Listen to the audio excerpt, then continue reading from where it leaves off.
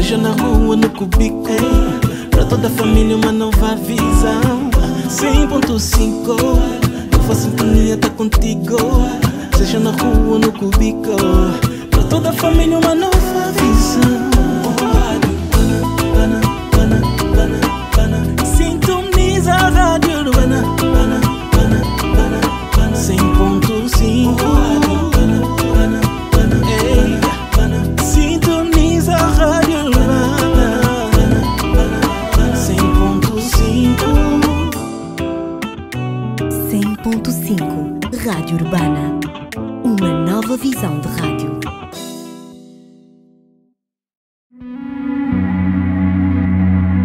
Senhoras e senhores, está a começar o programa Ciência Aberta na Rádio Urbana, o único programa de divulgação científica de Angola. Ora viva, muito boa tarde aos nossos queridos e caros e caras telenautas e telespectadores, para aqueles que nos escutam pela FM 100.5 e telenautas para aqueles que nos assistem pelo Facebook, como sempre. É o primeiro programa do ano 2024 e vocês não imaginam a felicidade que é estar de volta com Ciência Aberta hoje. Então, e hoje estamos, como sempre, com a companhia técnica do Luquênio e da Raquel. Olá, viva, boas entradas, feliz 2024. E hoje temos como convidado o engenheiro Ncianfumo. Ncianfumo, muito boa tarde. Boa tarde. É um prazer tê-lo cá no programa conosco. Prazer é meu. Pode ficar à vontade. Vejo que está um pouco tímido. A característica do Ciência Aberta é justamente ser um programa para ser o mais informal possível, apesar do casaco hoje. É só porque está frio, né? Mas a ideia é sermos o mais informais que pudermos. Então pode ficar à vontade. É uma conversa que vamos ter hoje, então, sobre computação e análise de dados. E antes mesmo de começar, vamos assim dizer, pela parte um pouco das perguntas e das provocações, eu vou pedir que faça algo que sempre pedimos a todos os nossos convidados. Que se apresente, por favor. Mais uma vez, boa tarde a todos. Eu sou Ncianfumo Kunzaila, mestre em Ciência da Computação, licenciado em Engenharia Informática, bacharelado em Informática de Gestão, técnico médio em Pedagogia Geral e doutorando em Ciência da Computação. Então eu vou já tirar a primeira pergunta. Saltou de Pedagogia para Computação. Como é que isso aconteceu? Ok. Na realidade, queria iniciar a fazer curso de Direito, mas pela realidade familiar, eu vivia em Angola, no Congo, e o meu tio queria que eu fizesse curso de Medicina ou Informática. Infelizmente, na altura, no Congo, a Medicina era 8 anos, e o curso da Informática era 3 anos para bacharelado e 5 anos para licenciatura. Exato. Por isso, tinha que sair do curso de Pedagogia para o curso de Informática. Informática, que era menos tempo. E como é que foi a sua adaptação? Porque, de qualquer forma, saiu de um curso da área de Ciências Humanas para um curso com uma grande carga de Ciências Exatas. Como é que foi essa adaptação? Bom, na realidade, sempre tive bom desempenho em matemática, bem que no Congo Democrático, na altura, não sei hoje em dia, as pessoas que faziam curso de Pedagogia, no ensino médio, na 12ª classe, que é a última classe do ensino médio, estudava a matemática da 11ª classe das Ciências Exatas. Mas, no primeiro ano, nós tínhamos as disciplinas preparatórias de matemática. Sim. Isso que me ajudou a superar essas lacunas que eu tive ao nível de pedagogia. Então, depois teve a experiência de fazer o ensino superior em computação. Onde é que fez o curso de computação? Bom, fiz Informática de Gestão, bacharelado e licenciatura em Engenharia Informática, no ESIPA, o Instituto Superior de Informática, Programação e Análise, no Congo Democrático. Sente muita diferença de ensino em relação ao ensino da informática e das ciências exatas em particular, entre as duas realidades? Entre Angola e Congo Democrático, vou dizer que no Congo iniciara cedo Sim. o ensino. E O já ensino havia das engenharias. das nesse caso, né? engenharia. Sim. Já havia as escolas particulares Uhum. no Congo desde os anos 80, particularmente o ISIPA, está há mais de 45 anos de existência. Sim. É a primeira instituição do ensino superior do curso de computação ao nível da África Central. E Angola, vou dizer que é novo comparado ao Sim, Congo sim. Democrático, mas falando da grande diferença, não vejo muito a grande diferença no ensino, porque as línguas são as mesmas.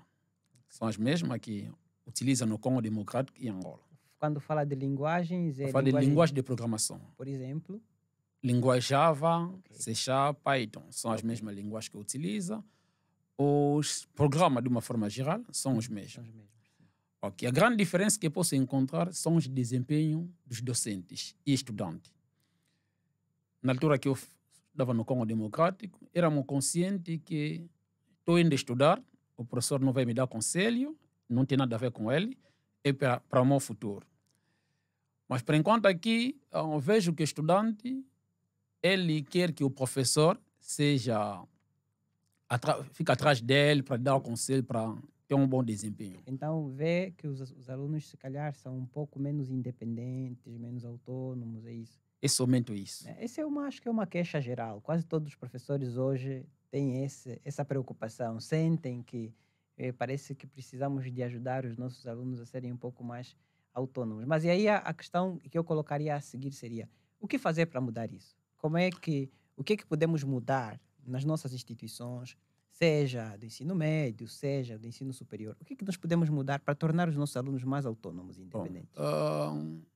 Segundo a minha opinião, primeira coisa, temos os ambientes de educação, que são 4 ambientes. Temos a família, temos a escola, temos a igreja e temos a mass media, que são as redes sociais, a televisão, a rádio, tudo isso. E para nós melhorarmos o comportamento da nossa sociedade, particularmente dos nossos estudantes e alunos, precisamos que haja uma colaboração entre as escolas, a família, quer dizer, a sociedade de uma forma geral. Se haja colaboração entre a sociedade de uma forma geral, automaticamente nós poderemos melhorar o nosso ensino. O exemplo é considerar um professor do ensino médio como um pai. O professor seja como pai, e se o professor tornar-se como pai, porque nós estamos no mundo vou dizer que temos muitas distrações mesmo, porque a internet hoje em dia, mesmo as crianças estão a usar, e não se sabe o que a criança está usando na internet. Acha que as crianças não deveriam usar a internet? Bom, a criança pode utilizar a internet, porque temos hoje em dia as televisões via net, por causa da internet das coisas. Eles podem assistir. E temos também pesquisa que a criança pode ler também na internet, mas que seja controlada. Os pais devem saber o que o meu filho está lendo. Se nós controlamos os nossos filhos, vai ser melhor. Voltando no sentido dessa colaboração que deve ter a sociedade, para que haja a melhoria do nosso ensino. As empresas, ao nível nacional, têm também um pouquinho de culpa. Nós, como pai, temos também a nossa culpa. As instituições também são um pouquinho culpadas, de uma parte. Vou dar um exemplo ao nível nacional. A maioria dos programas, do software que as instituições de ensino superior utilizam, compraram fora. Existe instituição de ensino superior, tem curso de informática, mas esses programas não foram desenvolvidos dentro das instituições. Qual é a iniciativa que vão dar aos estudantes de desenvolver bem o software? Então, nesse sentido, uma das formas de garantir essa autonomia é envolver mais os estudantes no desenvolvimento de tecnologias, de processos, de serviços dentro das universidades e inclusive das instituições de ensino médio. E além disso, criar as aulas de superações. Porque a nossa sociedade atualmente, o estudante quer diretamente ganhar um valor.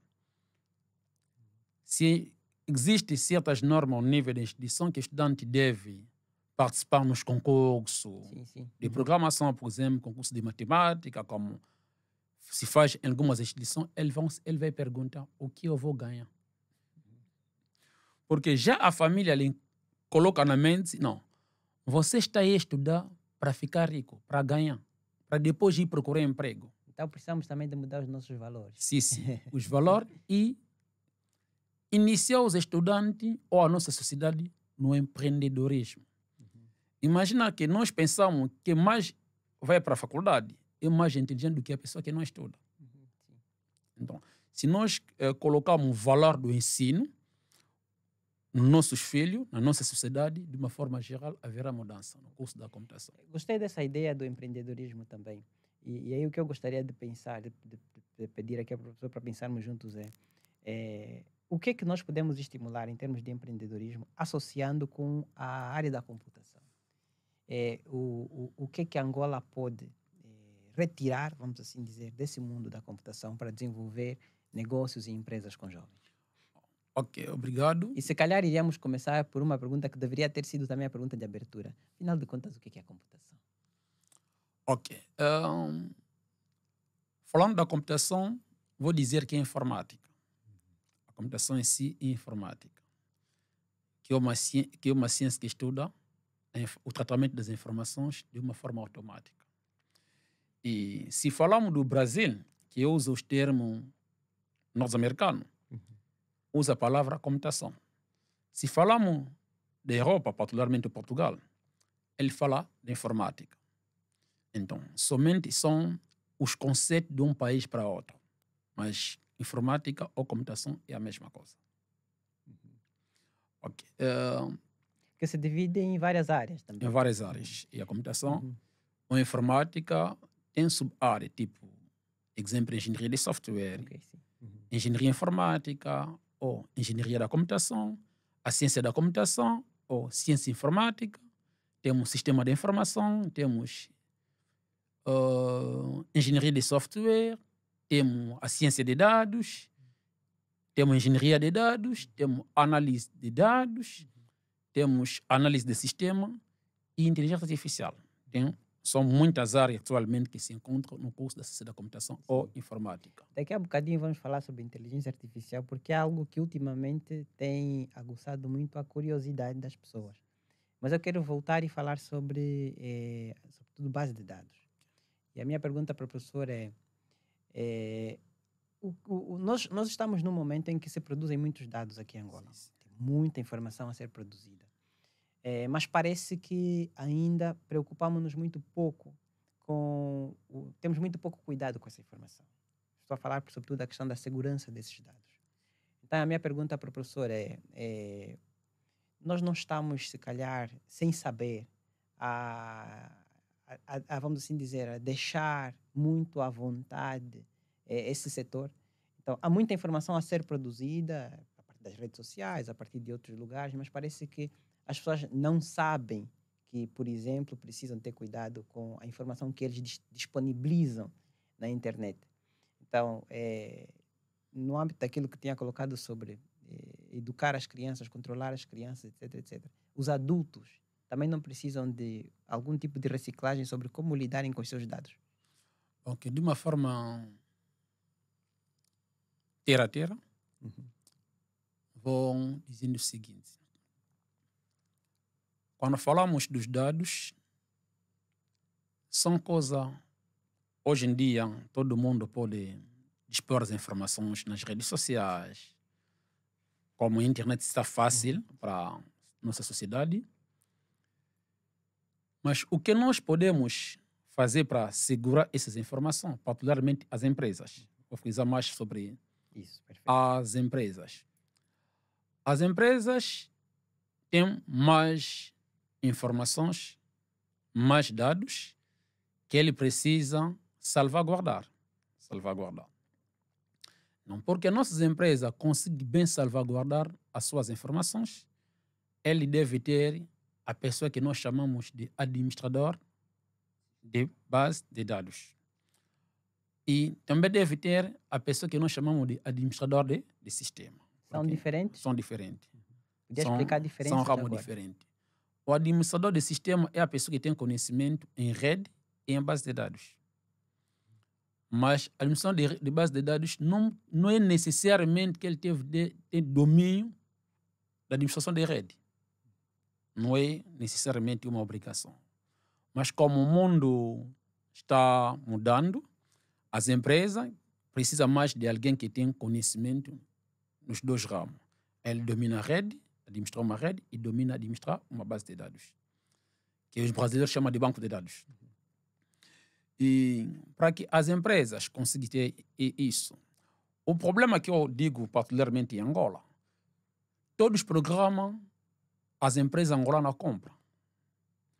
E quando compramos programas que foram fabricados em certas empresas, temos que notar também que existem as pessoas que têm domínio desses programas.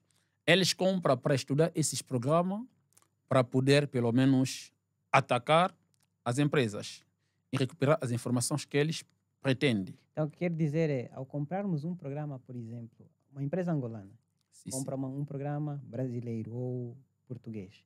No fundo, aquele que lhe vende o programa depois pode extrair dados. Não é a empresa que vai extrair dados. Vou dar o exemplo. Como é que existem os hackers no mundo? Sim. E algumas pessoas fazem isso pela máfia, mas há pessoas que fazem isso pelo desafio científico. Eles querem, pelo menos, compreender o porquê que haja a evolução científica. Se eles querem pensar melhor para evoluir e fazer certas investigações, esse tipo de pessoa também pode invadir algumas informações. Porque não pode ser na empresa onde que vocês têm contrato. Porque aquela empresa está ganhando lucro. Vocês têm um contrato, se vocês verificar que são eles, vão levar no tribunal. Sim. Então, se nós, atualmente, as grandes empresas como Facebook, Google, Microsoft e outras empresas, o que eles fazem? Dentro da empresa, eles têm os seus próprios programadores que dominam, como o doutor disse, a inteligência artificial, particularmente a aprendizagem de máquina, um dos ramos da inteligência artificial. E essas pessoas criam, primeiro, procuram saber a situação que eles têm, os problemas que encontram-se na empresa. Procura entender esses problemas e procura falha. A partir dessas falhas que a empresa tem, eles vão desenvolver os programas para, pelo menos, salvaguardar as informações da empresa. Quando haverá ataque, e as pessoas de fora não terão dificuldade de saber como que funcionam os programas deles. Sim. Ou, se foram hackeadas, quer dizer que há certas informações também que ficavam no controle dos hackers. Exato. Então, hoje em dia, é bom as empresas tenham também dentro dele os seus próprios desenvolvedores do sistema, que têm conhecimento de aprendizagem de máquina ou aprendizagem profunda, para poder segurar melhor as suas informações. E voltando na nossa sociedade angolana, e muitas pessoas publicam nas redes sociais o que ele pensa, sem tomar conta da realidade do mundo. Algumas pessoas ofendem nas redes sociais. Pode ofender um político, pode ofender um irmão, pode ofender qualquer pessoa. Isso nós podemos educar a nossa sociedade. Estávamos a conversar com alguns amigos sobre a política chinesa.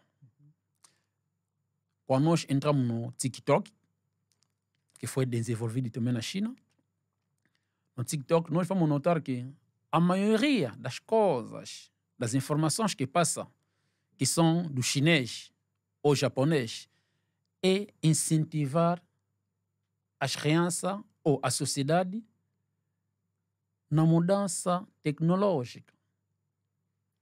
E tem tempo que as pessoas utilizam as redes sociais, particularmente o TikTok, mas nós não.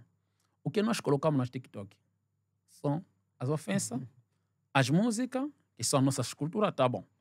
Mas também podemos incentivar as crianças a colocar as novas tecnologias, o que nós estamos a produzir ao nível nacional e o que o mundo está produzindo. Uma outra forma, eu posso dizer, uma educação. Educar essas pessoas. Por meio dessas Por ferramentas. meio dessas ferramentas. Como é que uma criança pode falar, como é que o mais velho pode falar. Então, podemos incentivar essa nossa sociedade, porque analisando tudo que eu vejo, a maioria das coisas que eu vejo que nós angolanos publicamos nas redes sociais, somente são um problema religioso, as ofensas, as músicas. Mas não educamos, não incentivamos as pessoas na investigação científica. Esse desafio é um problema ao nível da nossa sociedade. Então precisamos de voltar outra vez para a questão da escola. Nas escolas é preciso que os professores, ligados ou não à área das A tecnologias... sociedade. Não, mas em primeiro lugar a escola. Quer dizer, essa escola família. que não está sozinha. Né? A família. A escola, a família, a sociedade vão incentivar essas crianças a usarem a tecnologia dessa forma. E a própria sociedade começa a se organizar para também fazer um uso melhor, vamos assim dizer, das tecnologias. Há um isso. cantor congolês, chama-se Felício Azeco. Ele cantou uma música que ele disse que demande le peuple. Traduzindo literalmente em português, o que os povos precisam? Se nós compreendemos o que o povo precisa, o povo angolano não sabe o que ele precisa.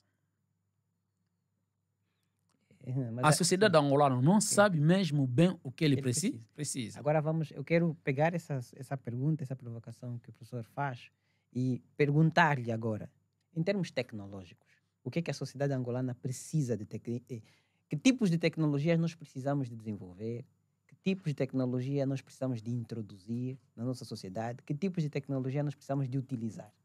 Ok. Voltarei na realidade angolana. Sim.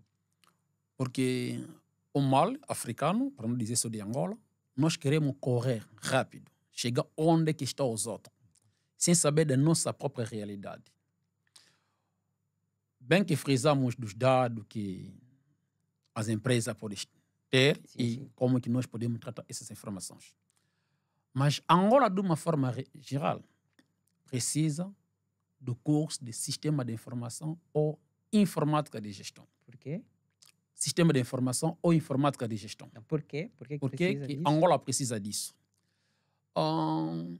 Atualmente, temos a AGT, que avalia o software de gestão ao nível comercial, ao nível nacional, que foi desenvolvido aqui na nossa terra. Eu voltarei a dizer, se nós vemos, para não falar da estatística, porque não tem dado preciso, as farmácias ao nível nacional, os hospitais, as clínicas, as escolas, as cantinas mesmo, de uma forma geral, quantas essas instituições, essas empresas têm software de gestão. Então, uma coisa que precisamos é melhorar a gestão. Melhorar primeiro o sistema de gestão. Okay. A partir do sistema de gestão feito ao nível nacional, nós podemos progredir facilmente. Existe a universidade ao nível nacional que tem curso de informática de gestão, que é uma parte da ciência da computação, Sim. também uma parte da engenharia informática, ou engenharia da computação. Mesmo naquelas instituições que têm o curso de ciência da computação, engenharia informática, informática de gestão, o software que eles desenvolvem para a monografia, o TFC, são software de gestão. Mas leva-se um debate ao nível quem fez informática de gestão, quem fez engenharia informática, quem fez ciência da computação. Leva aos debates discutindo sem conhecer os perfis de saída ou de entrada de cada curso. Bem que são todos os cursos do TI. Isso nos leva aos problemas. E agora, concluindo, se nós queremos que haja boa formação a nível nacional, nós temos que definir os perfis de curso de computação que nós queremos ao nível nacional. Isso que nos falta. E além disso, pensei faz 2 meses sobre a origem da informática em Angola. Comecei a escrever sobre a origem da computação a nível nacional, mas tive dificuldade por quê? precisa saber qual é a primeira instituição que iniciou o curso de informática ao nível nacional. Que ainda não encontrei o decreto presidencial. Que agora entendi, um colega tinha me dito, você deve escrever ao Ministério para poder, Ministério do Ensino Superior, encaminhar essas informações. Precisa saber a primeira empresa angolana que utilizou o computador. Isso é mais difícil. Né? Sim. Porque se nós queremos saber de onde que viemos, sabemos onde que nós viemos, teremos facilidade de saber onde que nós queremos ir. Uhum. É difícil, mas não é impossível encontrar essas informações. Em relação ao que precisamos, você já falou sobre a questão do curso de gestão, seria um curso essencial, seria um trabalho necessário para se fazer. Precisamos de mais informação sobre o passado em relação à utilização da informática. E a minha outra pergunta, uma pergunta que colocaria a seguir é: precisamos de aprender sobre inteligência artificial ou é muito cedo? Não é muito cedo. Estou a dizer que é definir os perfis dos cursos que nós queremos. Mesmo no ramo de gestão, utilizaremos a inteligência artificial. Vamos usar. E para que haja bons programadores, que nós aplicamos mesmo os conceitos de inteligência artificial, o rigor deve iniciar no ensino médio, o curso de matemática. Os estudantes que vêm fazer o curso da computação ou de informática ao nível do ensino superior, qual é o seu perfil de entrada no ensino superior? Bem que é uma norma ao nível do ensino superior. Perfil de entrada e saída. Mas voltando mesmo nesse caso, como que são formados no ensino médio? Quais são os professores que andam a lhes dar aula? São formados a que área? E no ensino superior, conheço algumas universidades, para não dizer os nomes, que têm competição de matemática. Por que isso? Com a força da matemática, com o conhecimento da matemática e estatística, teremos facilidade de formar melhor profissional no ramo da inteligência artificial.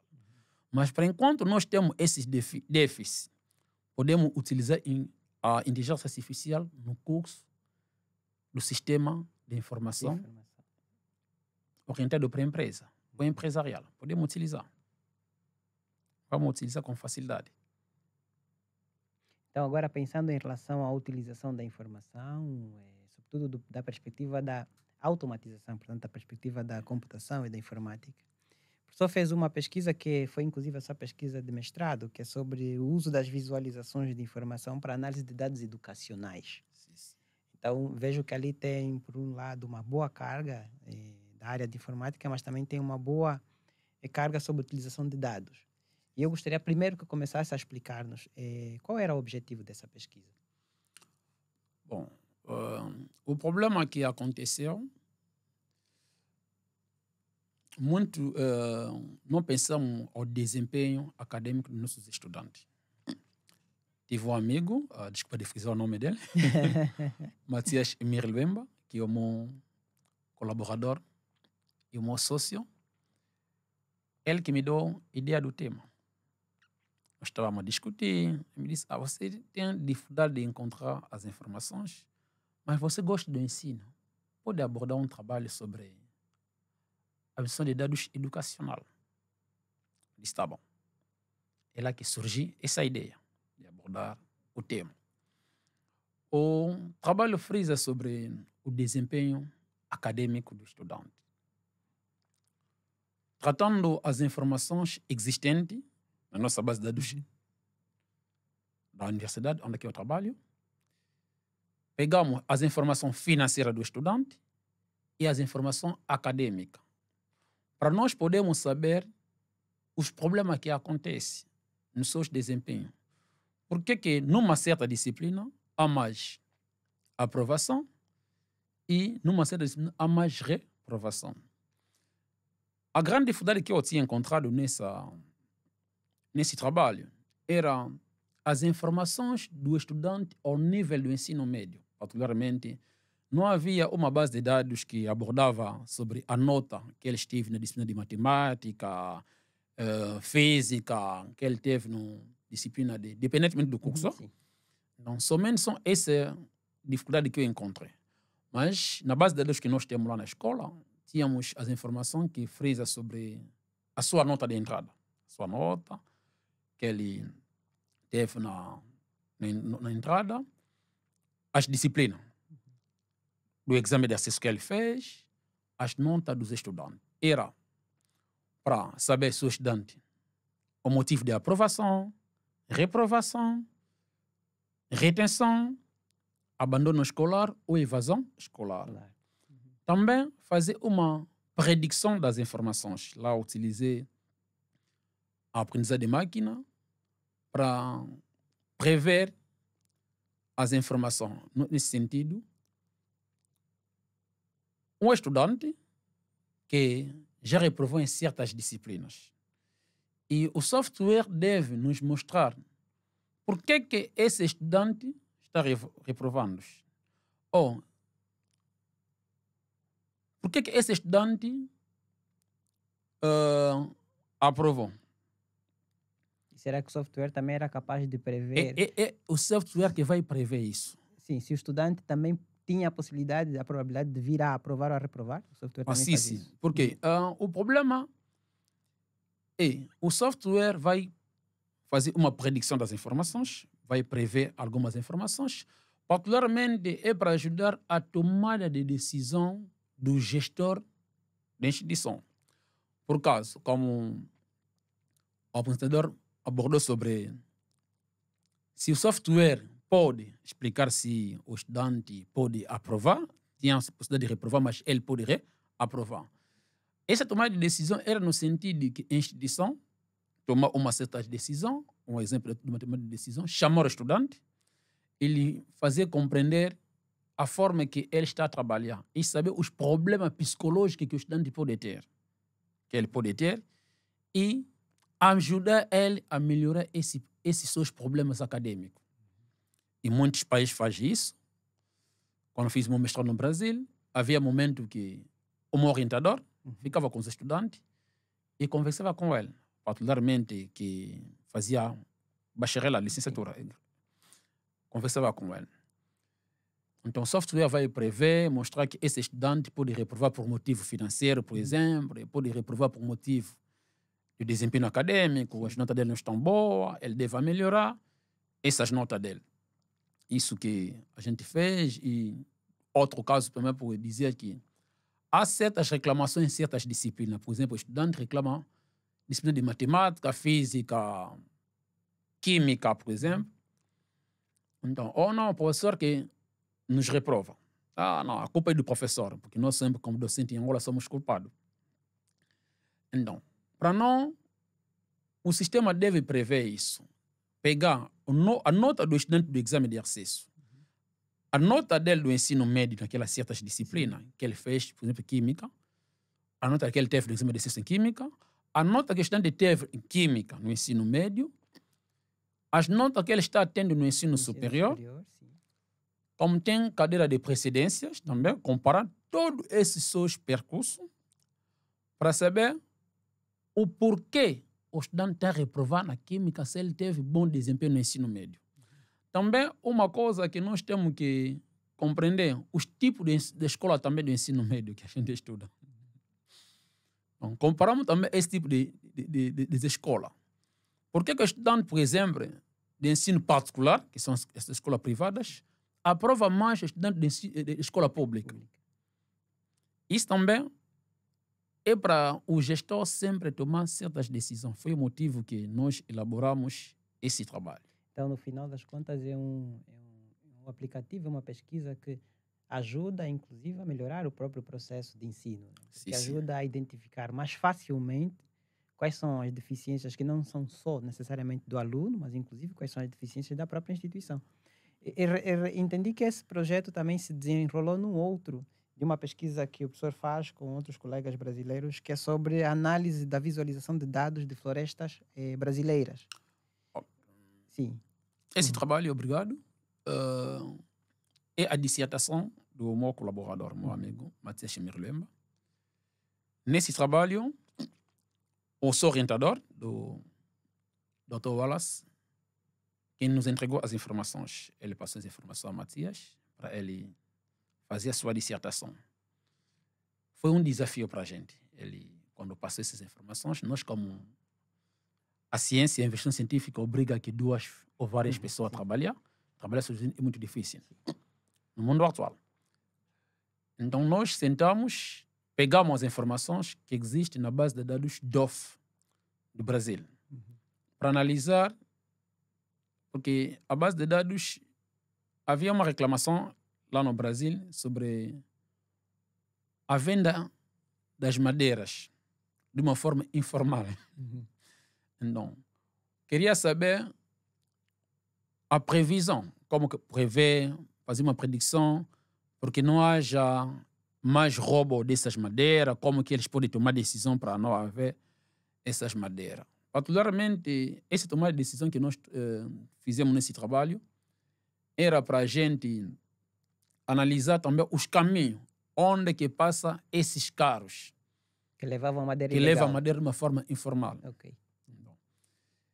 Era para prever o tempo, segundo a base de dados, porque são muitas informações, foram de Prever o dados são tempo, muito prever grandes. A rota. A rota, prever a rota onde é que passa os caminhões, Sim. a cidade ou estado que mais rouba madeira, para eles terem uma certa ideia de como que eles podem tomar decisão e saber também os períodos que as madeiras saíam mais. É interessante porque enquanto a pessoa falava, eu pensava, nós temos tantos problemas que poderiam usar esse conhecimento dessa área de análise de dados, por exemplo, que nos ajudariam a prever situações como as situações de seca, que nos ajudariam a prever várias outras situações, inclusive até que são problemas sociais. E a minha pergunta é, a pessoa está envolvida em algum projeto, por exemplo, atualmente, que pensa nessa forma de uso desse conhecimento para resolver problemas locais? Normalmente, atualmente estou analisando, estamos a fazer Sim. uma investigação sobre os problemas do nível do Ministério do Ensino Superior para a gente. O Ministério está fazendo melhorar os planos curriculares dos cursos. Quer dizer, unificação dos cursos. Então, como é um trabalho que levou muito tempo, nós sentamos com o meu colega, pensamos pegar somente o curso da computação, pegar todas as instituições a nível nacional que têm um curso de computação, as grelhas curriculares deles, fazer uma análise sobre as disciplinas existentes entre essas instituições a nível nacional, sobre diferentes cursos, Exato. pegar uma certa ideia daquilo que todos os cursos têm, saber a percentagem desses cursos têm e prever, por exemplo, intercâmbio. Os intercâmbios. Alguém estuda numa instituição X, ele aqui numa instituição Y. Quantos, se ele tem possibilidade, essa disciplina encontra-se naquela instituição ou não? Outro caso também nós estamos a tratar é sobre as transferências. Se ponhamos o estudante está numa outra instituição, particularmente ele vive no Uambo, mas fora os pais, por exemplo, foram transferidos para Luanda ou uma outra província, ou ele próprio tem um emprego que permite fazer uma transferência. Então, para prever também os problemas que podem acontecer, porque foi notado de uma forma visual, algumas questões que eu já lecionei, que já digitamos no departamento, quando o estudante vem para fazer equivalência, deveria fazer terceiro ano na realidade. Mas pelo menos ele tem 4 cadeiras de novo para repetir. Então, prever ao nível da computação, de todos os cursos de computação, informática de gestão, ciência da computação, engenharia informática, para prever esses problemas, resolver mesmo esses problemas, que haja tomada de decisão ao nível do ensino superior. A única dificuldade que nós estamos a encontrar até hoje são alguns decretos dessas instituições para nós inserirmos as informações. Bem que baixamos alguns decretos ao nível da internet, que já existe, de algumas instituições, mas faltam muitos muitos decretos, muitos programas de algumas instituições para que a gente finalize esse nosso trabalho e depois seja publicado como artigo no ramo da acessibilidade. Vamos prever para dizer que se estudante ser na instituição X, ele não pode ir na instituição X, mas pode ir numa outra instituição. Exato. E também dá uma solução daquilo que o Ministério do Ensino Superior precisa. A sua unificação dos cursos. Fazendo somente do curso de informática ou computação, vai resolver também todos os outros cursos. Pronto. São coisas interessantes. Não sei se tem perguntas aqui na assistência, acho que não. São ideias interessantes. É interessante pensarmos também como a computação pode nos ajudar a resolver problemas que normalmente achamos que só podem ser resolvidos a nível das ciências sociais. Então, nesse sentido, é muito bom ouvir essas colocações que o professor faz. Nós já estamos aí para o fim do programa, para o final do programa.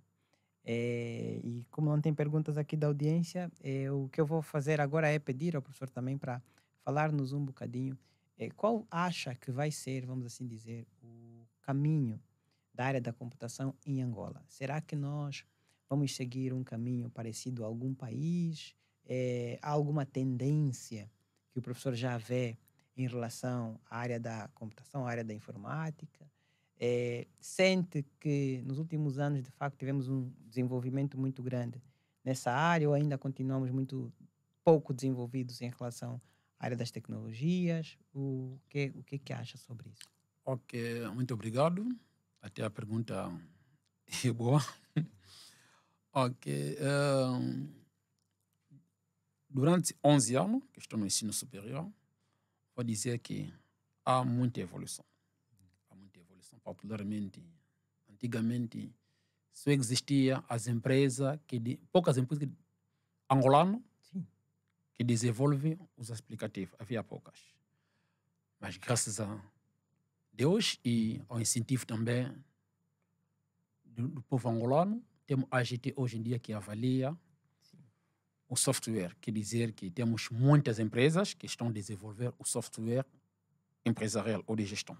Então, só para dizer aqui, a AGT avalia os softwares da área de gestão, mas o Infose faz a homologação de todos os softwares. Sim.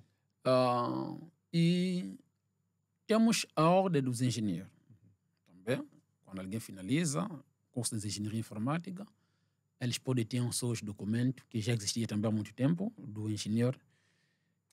E além disso, ao nível do ISPTEC, eu vou frisar mesmo do ISPTEC, porque a ISPTEC tem uma maratona da computação. Sim. Que é uma competição internacional. Mas ao nível nacional que organiza é o ISPTEC. Que é um grande passo. Para o nosso curso. Tem também a Universidade Católica, que organiza a maratona de matemática ao nível nacional, que iniciou já lá e depois vai se espalhar também. Mas já tem instituição que fora convidada para participar, que já é uma boa coisa. Quer dizer que há muita mudança. Bom, vou dizer o seguinte. Ao nível também do Ministério do Ensino Superior, estão a trabalhar particularmente no PDCT, que é o projeto de ciência e tecnologia, que pertence ao Ministério do Ensino Superior.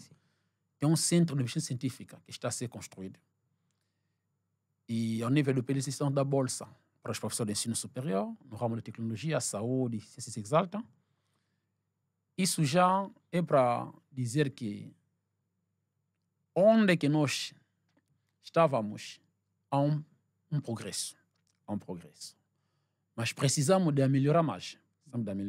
Particularmente os docentes, nós como professores, e sabendo que, sendo docente da computação, é muito bom ser profissional. Em que sentido?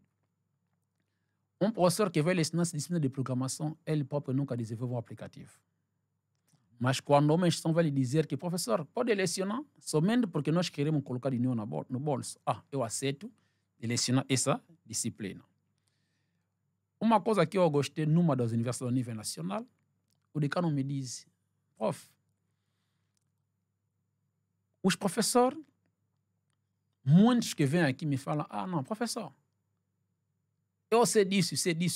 Quer dizer, tudo que é da computação, na parte da programação, ele sabe. Mesmo matemática computacional. Programação computacional, ele domina. Vamos falar de programação para base de dados, ele domina. O que o professor sabe fazer? Quer dizer, tem que ser especialista num certo ramo. E se nós conseguimos ter essas pessoas que têm esse desafio, também não é levar o ensino no sentido que nós todos lhes falamos um negócio. Como não consegui emprego no ramo X, devo me tornar docente. Não. É uma vocação ser professor. Você deve amar isso. Há professor da curso da computação que nunca trabalhou numa empresa tecnológica. Nem um estágio profissional. Nem um estágio. Mas é docente.